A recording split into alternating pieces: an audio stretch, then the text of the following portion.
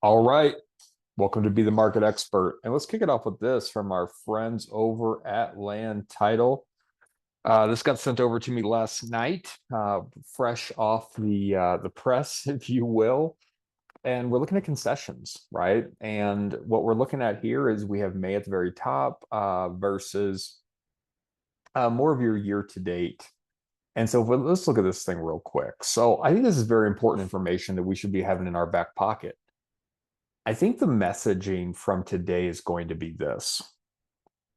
We're inching more and more towards a buyer's market. And I say that knowing full well that there is pockets. There are pockets of listings where the home is selling still in the first weekend. And yet, I think that there is so much opportunity for buyers and for you as real estate agents. And what I mean by that is this. I think that if we were to think about this and just, come from this as a perspective being the real estate economist of choice, if we were to go back to the NAR settlement, right? The NAR settlement, the end of the world, the sky was falling, and there was just going to be absolute chaos. Real estate agents were not going to get paid ever again. The buyer's agent was going to disappear, like it was going to be utter chaos. And then fast forward to today, none of that happened. Honestly, I would say that in the grand scheme of things, I've seen buyers agents actually get paid more now, more than they've ever before because of the power that we have to negotiate inside the contract to buy and sell. So as we're looking at this thing, as we're being the real estate economist of choice, as we're going through and we're helping our people win, I think that we are in a great market for somebody, a buyer specifically, that is looking to get into a home this year. And if we were just looking at concessions, let's just look back at May. This is rear view facing data. We can actually see that 59%, we're going to round up here, 59% of all deals had a concession attached to them in May in Colorado, which had an average of $8,813. Remember what our average is, right? Our average is we're taking all the numbers, we're adding them all up, and we're dividing them. So we're adding up all of the concessions, all 4,716 of these units, and then we're dividing them to figure out what this total is. So $8,813 is your average concession. If we were to look at this thing, if we were to look at under 500, 8,000. We look at under a million, we're at 8,700, above a million, 10,000. So as soon as we hit that $1 million mark, we're seeing 10,000 plus, which gets really interesting. When we look at this 2 million to 2.5, they're saying that $20,000 in concessions. I think what's interesting as we're going through and we're thinking about this is that what are we doing to convey the message to our buyers that with everything that's going on right now, we have a fantastic opportunity to negotiate inside of the contracting instrument between the buyer and the seller, inside the contract to buy and sell. If we were to look just at total units, because that's all this is right here, this is total for the year, January through May. 57% have a concession attached to them. The dollar amount hasn't necessarily changed, $8,800. We're talking $11 difference.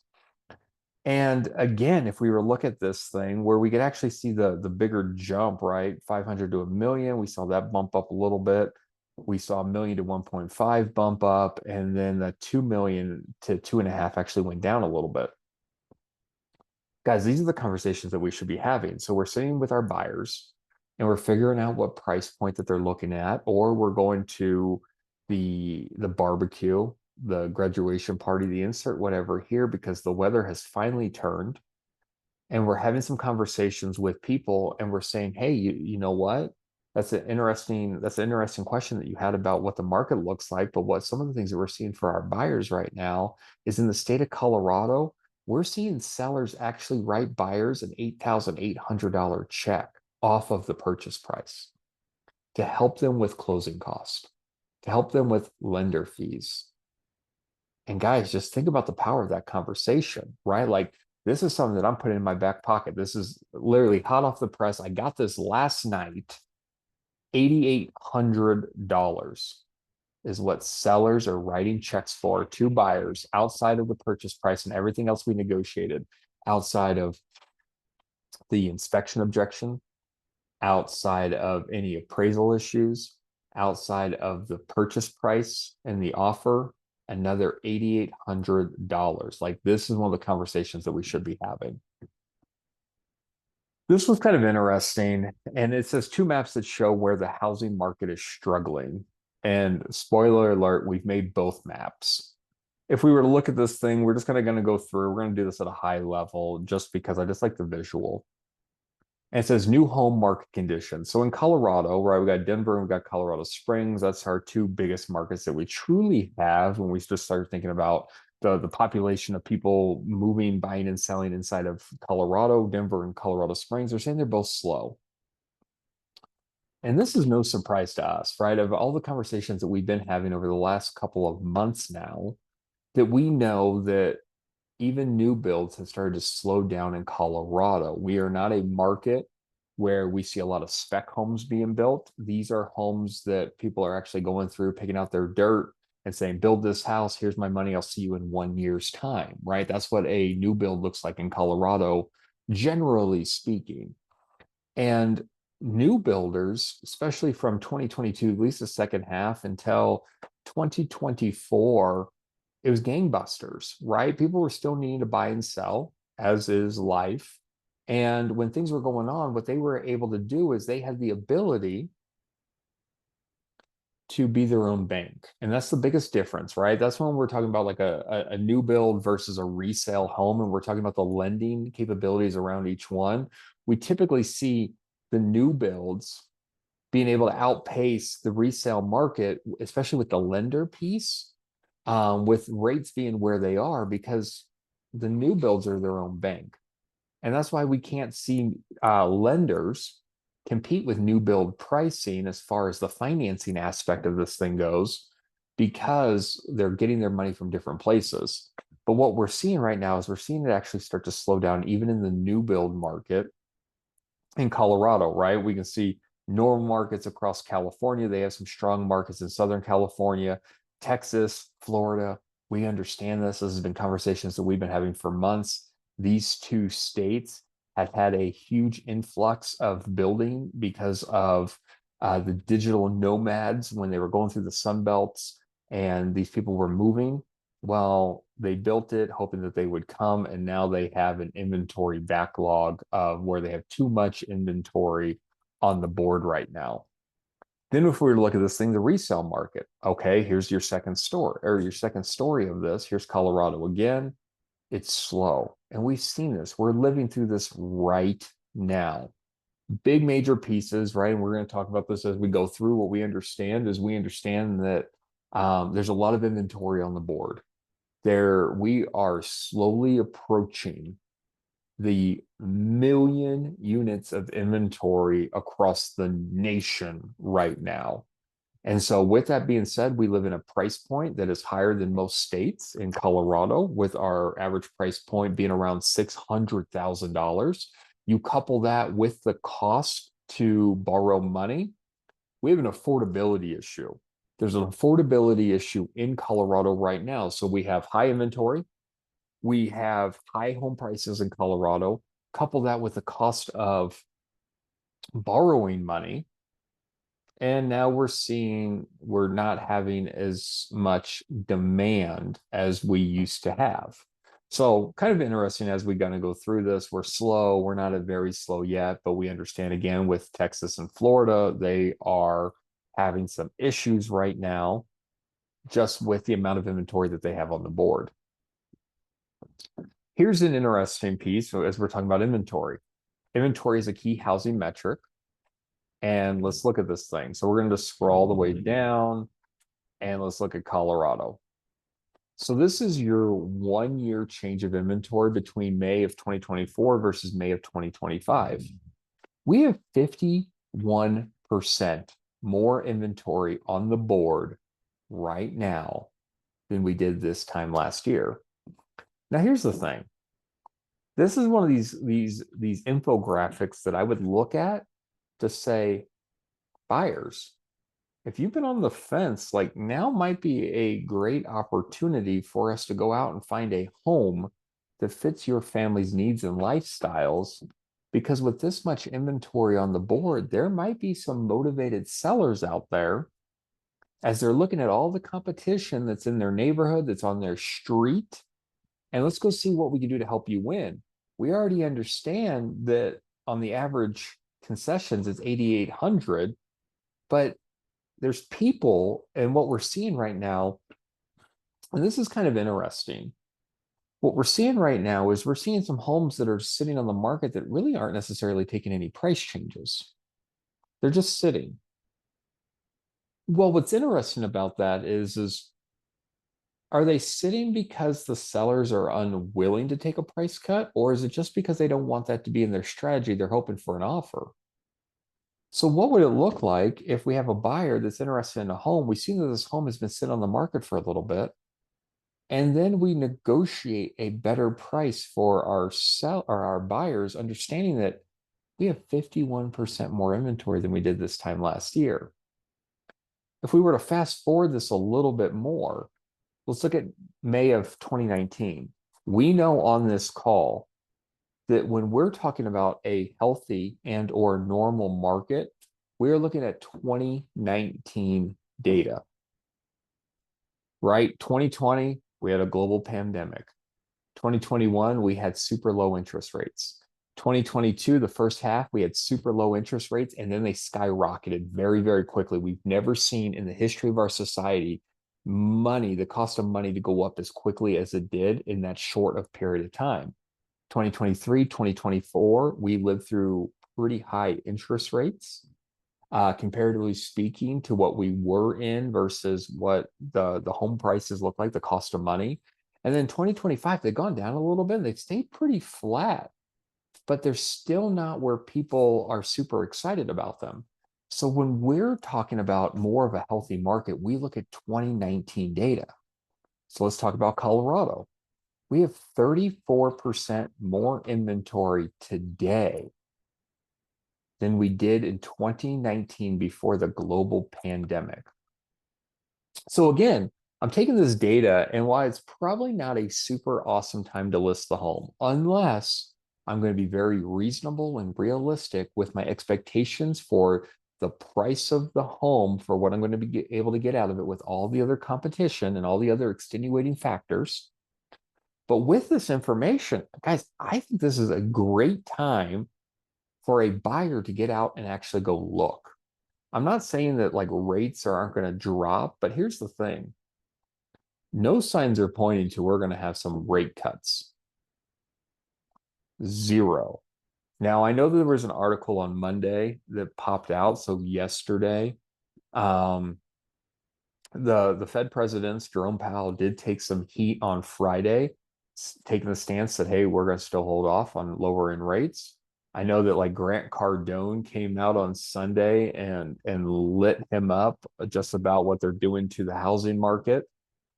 And I do believe that the current presidential administration with the Trump administration has come out and has said that they are looking at a new Fed president. Now, here's what I don't know.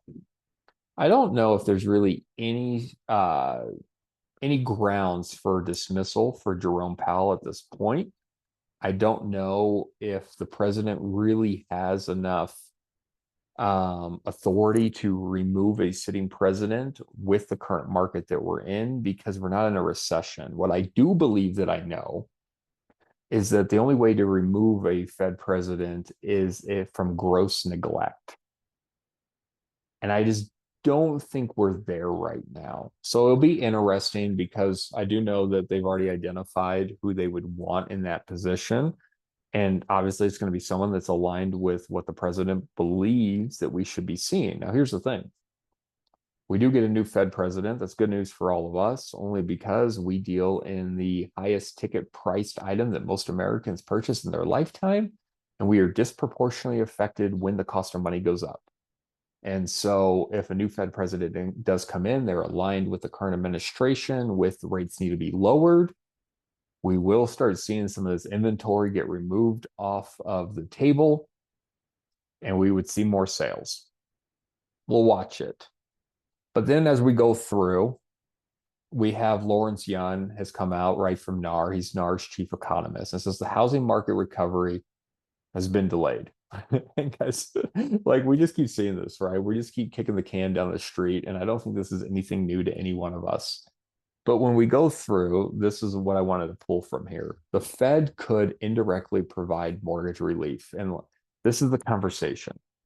If anyone's going through what we obviously do not know is the Fed's allowed to do kind of whatever they truly want to do, whatever they think is best for the economy. This is what they get to do.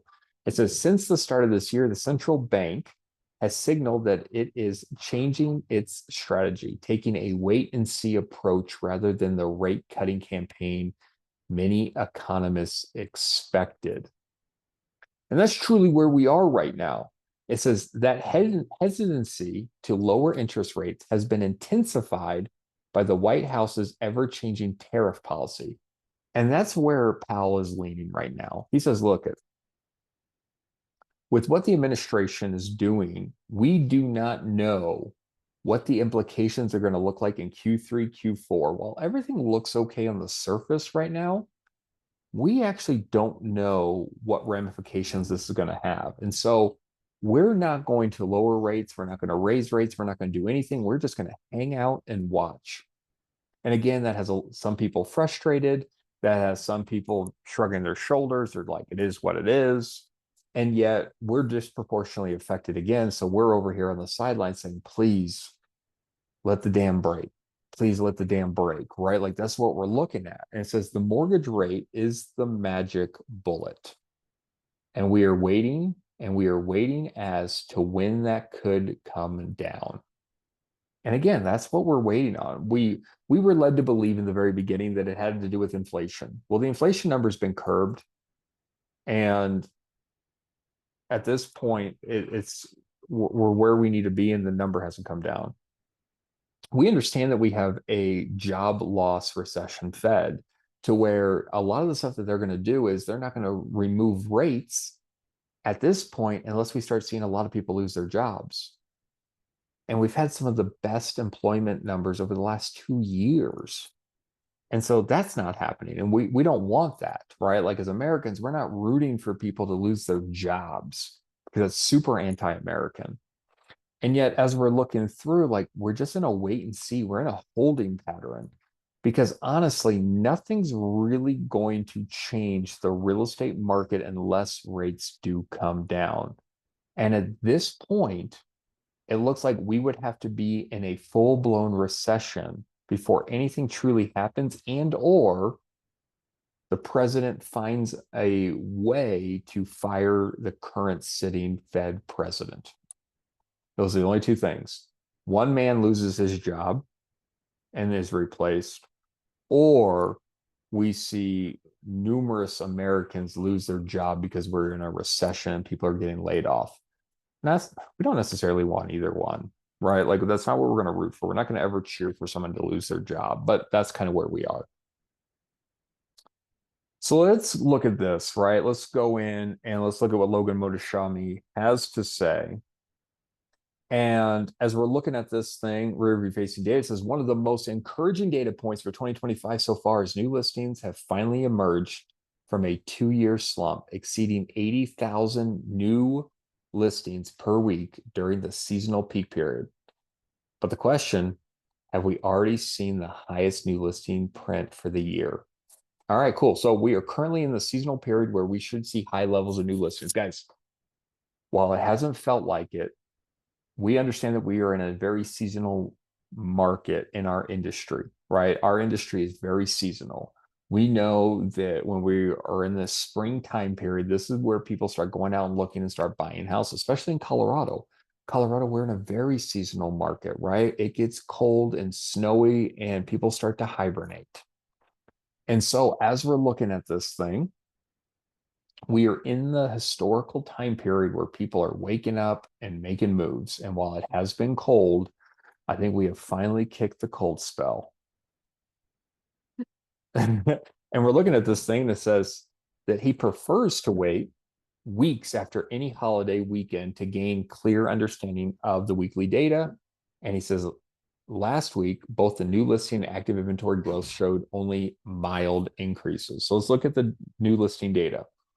Here we are. We did see it drop a little bit, but with this being said, the only bigger new listing data that we've had over the last few years is 2022. So this is a good thing. We want to see more inventory hit the board because we will see prices come in line. We don't know what in line looks like yet, but when we did have this huge spike of 10% appreciation year over year, guys, that's not a healthy market. That's savagely unhealthy. Like, we're not looking for that. We know, historically speaking, since the 1990s, year over year, 4% appreciation. But yeah, with everything that was happening with rates and with the boom that we were having, we saw 10%. So I don't think we're going to see a 10% drop to clean anything up, but we're going to see some interesting stuff as we go through. Here's a very interesting graph. And as we look at this thing, 32% more inventory right now versus what we had last year. And as we're seeing this grow, we just talked about 2019. This is our normal market. Guys, we've had not enough inventory. And keep in mind, the only reason why we're stacking so much inventory right now is not because we have too much inventory, not enough buyers. All the decisions being made right now are driven by the cost of money. There's more Americans living in the United States than there has ever been. Guys, this is the thing. People get married, they have babies. Those babies get older, they need houses, they get married, they have babies. This is a never ending prophecy of what will continue to happen. Plus, we have migration into the United States. We have a much larger population than we had in 2019.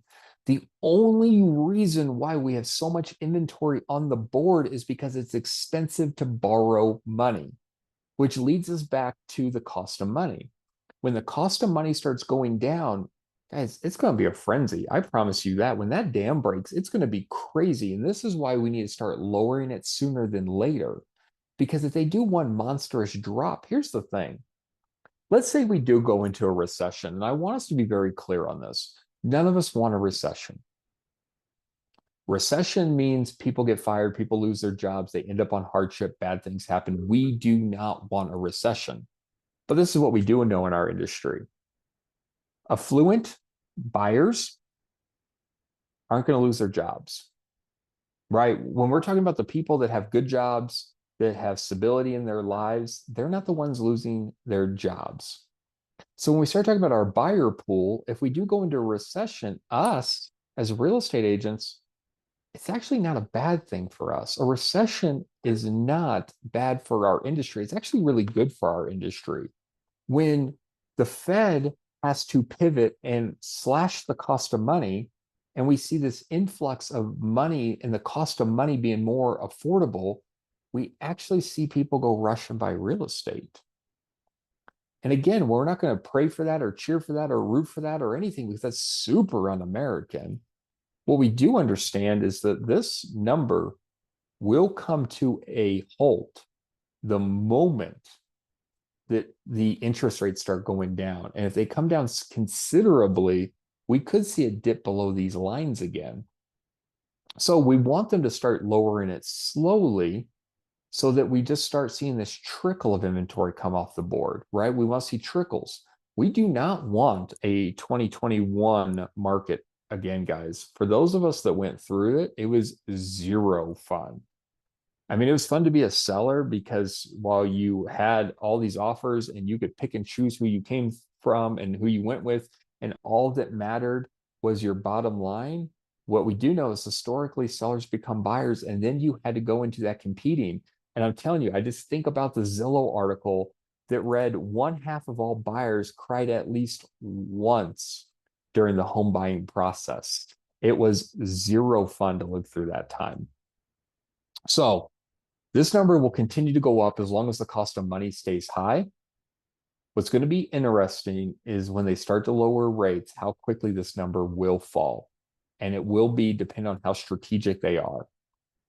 Price cut percentages. Here we are, 39%. 39% isn't some number that we're going to get crazy about. We know that 1/3 of all homes take a price cut every year. So when we're sitting at 39% in 2025, we understand again, this is because what's happening is inventory is hitting the board. When inventory hits the board into a neighborhood where the sellers are motivated, the only way to get your home back into a favorable light when you're talking apples to apples is to lower the price. That's what we're seeing. Oh, we're not going to talk about the 10-year yield. We're not going to talk about spreads. Let's talk about purchase mortgage application data, though. Guys, like this is good news. While it has dropped a little bit week over week, we're still well above 2024. And what that means is that if we were to look at this, and we can see that it dropped this time last year as well. So like this is just a seasonality thing. But what we should be doing is making sure that we're taking so much mind share that where our people look at us as that real estate economist of choice, that they're coming to us and we are partnering them with our preferred lender. Because this is what I want everyone to understand on this call is this. Preferred lenders also have preferred realtors. And if you're not on that preferred realtor list and they're going to the lender first, your people are being handed off to somebody else. So what are we doing to take massive, massive mind share? Because we know the market share follows. Total pending sales, here we are. Again, seasonality, we can see that this is nothing new. 22, 23, 24, this is where we start taking a dip, guys, and it starts going down. So again, nothing to be concerned about. This is normal. We are in a normal phase right here. Weekly pending. Here's your jobless claims. We did see a little bit of a spike. But again, this is not a big enough spike to where we see a knee-jerk reaction from the Fed. So it says this week, because remember, this is a Friday article. This week is inflation week. And we have two inflation reports that we have a few bond auctions, which can move the markets. Also, you never know what kind of crazy headlines will get into the environment. On Monday, Trump he met with China. So he did meet with China. And the conversation went through and they just talked tariffs, right? Him and the president of China, they got together, they decided, and they had some conversations of their tariff talks to see what happened. And we know that when these talks happen, crazy stuff can either swing it up, can swing the market down. As always, it will be key to see how the bond markets react to the inflation and labor data, as it is the battleground that will be set for the rest of the year. Godzilla tariffs still in place. And again, that's what we're all waiting on. We do not know the financial impact that these tariffs are going to have. And this is why a lot of people are holding back everything that they're doing right now. So this article I did want to talk about a little bit. It says housing market sees record seller buyer gap. And this is the Redfin article, but I don't want to get too lost in a lot of it. I just like two of these sections. In April, 44% of active listings had been on the market for at least 60 days. Again, this is national data. So 60 days, we know 2 months across the nation. The highest share for this month since 2020. Remember what was going on in 2020. And it says Redfin attributes this stagnation partly to sellers overpricing homes based on outdated comparisons. Okay, cool. So we're looking at this thing and we're looking at sellers that have this idea of what their home is worth, probably based on their experience of when they bought their home. They're looking at what their neighbors did in 2021. And so we're seeing 60 days on market across the nation. And this is the thing, as we're going through, what we're finding interesting, this is what I find interesting at least. We saw the price decreases. But the price decreases, they're not necessarily even moving the needle to where they're removing inventory off the board. And this is why when I start thinking about 2008 versus today, this is how I know we are not in the same environment. We do not have sellers that absolutely positively need to sell their house to survive. Be thinking about that, guys. Like, that's what's interesting about this. We don't have sellers that are having to do these flash sales because they're losing their jobs and they need to move their family out of the house. That's why there's so much inventory on the board right now. And so when we're talking about these key indicators, if we were to see monstrous price cuts, then we know something weird's happening. But yeah, we're not seeing that. It says sellers are already gaining more data points on this front and will likely face another reality check in the summer when demand typically starts to slow. We're seeing that, guys. We already saw that on that previous graph. We're in that month where things start to curve down. It says past trends support this trajectory. In late 2018, when mortgage rates spiked and the sellers briefly outnumbered buyers, home price growth slowed to a 6-year low. A similar trend occurred in 13 and 14, and the current imbalance exceeds those previous periods. Yeah, we got more inventory right now. We got more buyers based off of the data that they're looking at than we did at that point, which we understand as well because our nation keeps growing. This is nothing that should surprise anybody. It says buyers overtook sellers until November 2023 when mortgage rates peaked nearly 8%. And again, they have their own metric where they recreated this. This is not a real metric that we can follow. What we do know from all the graphs that we look at every month, Florida and Texas. And this one says Florida leads the buyer's market, right? The Sun Belt. They talk about Miami. They're going through looking at West Palm Beach. They're looking at Fort Lauderdale. They're going through, they say Austin. Austin is not in Florida. That's in Texas. And Jacksonville. Like they're looking at this. This is your strong buyer's market. When it goes through, the second paragraph actually is talking about, well, here are the ones that still a seller's market, strong seller's market. There's only 7 of the 50.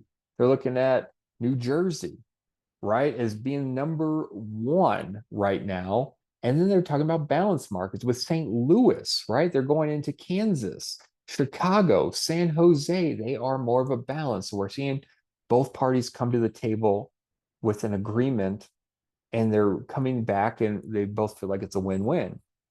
In your next paragraph, we understand this, and this, we're absolutely feeling this in Colorado. Like almost the last listing that you want to take, and I'm not saying you don't want this listing, but it's a condo listing. And so this is what gets very interesting. Condominiums are seeing the most severe mismatch. This is nationwide. There are 83.5% more condo sellers than buyers nationwide. Now, again, there's no real metric to measure this. They actually created a model for this. But I think the next talking point is very real, especially being the real estate economist of choice for our ecosystems. We understand that condos do not appreciate as quickly as a single family home. They also don't appreciate as much. What we are experiencing right now, even in Colorado, we're seeing rising insurance premiums. Absolutely, we are. We're seeing HOA fees go up. We're seeing special assessments go up. So when we couple this onto where we see that their home appreciation is not outpacing a single family home, guys, these are the conversations that we need to be having with our people when they are looking to buy and or sell this asset class as a condo, right? We need to be going through and we need to be making sure that we understand this, guys. We're like, when we're going through and we are going into a buyer's market, the condo is going to be a very, very hard sell. And with rising costs, this, out of any of these things right now, like this is the one that I'm making sure that I'm taking with me. And this is probably just another conversation point I'm having. Someone's saying how the market's doing. We're having a conversation. We're saying, actually, you know, one of the biggest things of inventory that we're seeing on the board right now is actually condos. We're seeing a lot of condos that are actually sitting a little bit longer than most properties. And a lot of it's because of insurance rates that are going up, their HOA fees, as well as their special assessments. They're actually pricing out that first-time home buyer, which is typically the buyer for a condo. These are the conversations that we need to be having at these barbecues. And this is one of those ones where I think nationwide, as well as Colorado, like this is pretty safe. Let's talk about mortgage rates real quick. Guys, mortgage rates are still pretty flat. Like, while I get that they're higher than we want them to be. This is actually great news. It really is, guys. Like, This is what's going to give people confidence. I get that 6.8% and 6.5% is not what people want. Nobody wants that, especially in Colorado. We have a high price point. Couple that with mortgage rates, the cost of money is expensive. Totally get that. But yet, here's the thing. We do know, historically speaking, sellers become buyers. So when a seller lists their home, and we know that homes are sitting on the market longer, we just saw the last stat nationwide, 60 days. 60 days, that means that I can actually look at this, and let's just look at 3 months of data. If we were to go across, here's what your halfway mark, your 2 month mark, if you will. It's pretty flat, generally speaking. Yes, stuff like this is kind of what scares people. But guys, when we live in an environment like this, no one's trying to guess the market either. You don't have buyers that are like, I'm waiting for the next dip. No one can predict that. No one's crystal ball is back from the shop that works 100% of the time. And so when we're looking at this data, like this is actually really good for us. It really is. We want to see flat. We live in the United States of America. This is not a third world country. We should be able to predict what the cost of money is going to look like some time from now. This is the kind of data that we want to be seeing, because we can have intelligent conversations with our people and say, yeah, rates have been holding pretty steady recently. We don't see anything on the horizon that would fluctuate that data outside of maybe a tariff scare, but it might blip on the map and then come back to normal. And this is part of those barbecue conversations that we should be having to be that real estate economist of choice for our ecosystems.